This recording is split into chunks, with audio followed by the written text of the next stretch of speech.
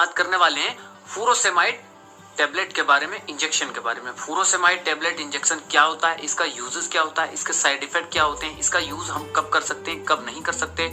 और इसका अगर ज्यादा यूजेस कर लिया जाए तो क्या होगा। तो फुरोसेमाइड का जो ब्रांड नेम है उसको हम लेक्सिस के नाम से जानते हैं, लेक्सिस के नाम से जानते हैं, और इसका जो जेनरिक नेम है वो है फुरोसेमाइड। तो इसका हम यूज कब कर सकते हैं, क्यों इसका यूज किया जाता है, क्यों इसका यूज हम कर सकते हैं, ठीक है। तो चलिए बात करते हैं। तो इसका जो इस्तेमाल किया जाता है वो एक्स्ट्रा बॉडी फ्लूइड, यानी कि हमारे जो बॉडी के अंदर जो एक्स्ट्रा बॉडी फ्लूइड हो जाता है, जिसे हम एडिमा बोलते हैं मेडिकल टर्म में, जिसका एडिमा नाम से हम जानते हैं। एडिमा हो जाता है या हाई ब्लड प्रेशर होता है, बढ़ा हुआ हाई ब्लड प्रेशर, जिसे हम बोलते हैं ब्लड प्रेशर हाई हो जाना, उसके ट्रीट में किया जाता है, उसका रिड्यूस करने के लिए। और जो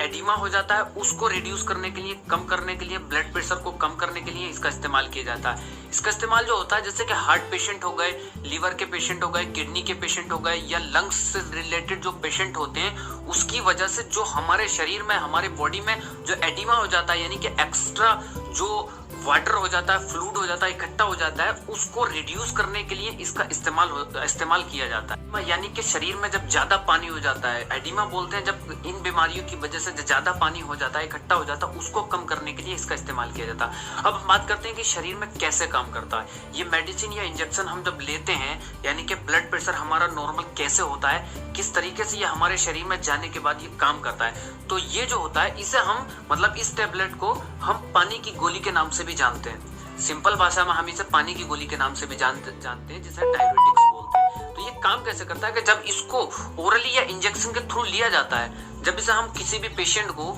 यानी कि जिसका जो है एक्स्ट्रा फ्लूइड ज्यादा हो गया है, या उसका जो ब्लड प्रेशर है वो ज्यादा हाई हुआ है, उसको रिड्यूस यानी कि उसको कम करने के लिए कैसे यूज किया जाता है। जब हम इसको ओरल या इंजेक्शन लेते हैं तो यह हमारे जो बॉडी में यूरिन की जो मात्रा होती है, हमारे जो यूरिन की जो मात्रा होती है उसको बढ़ा देता है। उसको जब बढ़ाता है, और उसको मतलब जब यूरिन बढ़ जाता है तो यूरिन के थ्रू जो सूजन होता है, यानी कि जो एक्स्ट्रा बॉडी का जो फ्लूइड होता है, हमारे बॉडी में जो जमा हुआ होता है, उसको यूरिन के थ्रू ये बाहर निकालता है, ठीक है। यूरिन के थ्रू बाहर निकालता है, यूरिन बाहर यानी कि इसका जो फ्लूइड होगा वो बाहर निकलेगा। कैसे निकलेगा, शरीर में नमक की जो मात्रा होती है, यानी कि जब ब्लड प्रेशर कैसे हाई होता है, अगर बॉडी में हमारे ज्यादा नमक की मात्रा हो जाती है, हमारा जो सॉल्ट होता है वो बहुत ज्यादा उसमें हो जाता है, बॉडी में हमारे इकट्ठा हो जाता है, यानी तो हमारा जो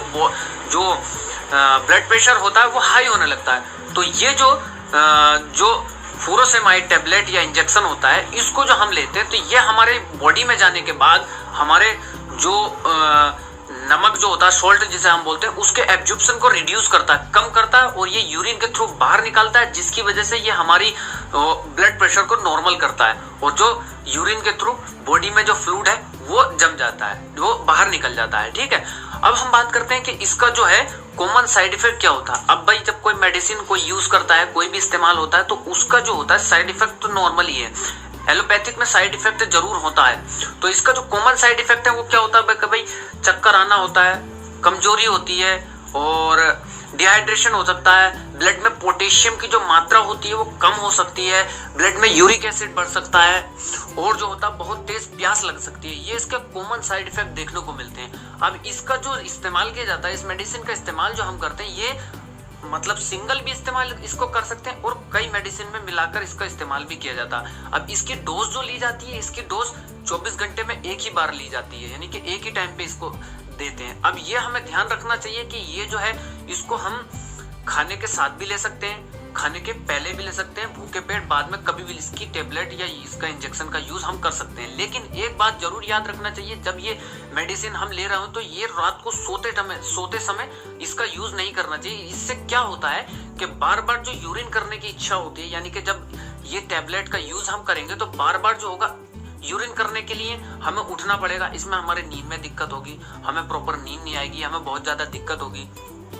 तो ये सामना करना पड़ सकता है पेशेंट को, तो इसीलिए सोते समय यूज करने से, इसका इस्तेमाल लेने से बचें। अब ये जो होता है, इसका इस्तेमाल करने से बचें। तो अगर इसका साइड इफेक्ट हम देखें तो साइड इफेक्ट, अगर ज्यादा एलर्जी हो रही है, एलर्जी तो बहुत कम पेशेंट को इस मेडिसिन से होती है, बहुत कम पेशेंट, अगर इसको एलर्जी हो रही है किसी पेशेंट को इसे यूज करने से, तो तुरंत डॉक्टर से मिलें और उसकी राय लें, ठीक, और उसे बताएं कि कैसे कैसे हमने यूज किया और क्या इसके मतलब साइड इफेक्ट हमें देखने को मिले या नहीं मिले, या इसको एलर्जी हो रही है, तो डॉक्टर आपको सलाह देगा। ठीक, तो thank you for watching. Video कैसा लगा कमेंट्स में जरूर बताइए, और लेटेस्ट अपडेट पाने के लिए हमारे चैनल को जरूर सब्सक्राइब कर लीजिएगा।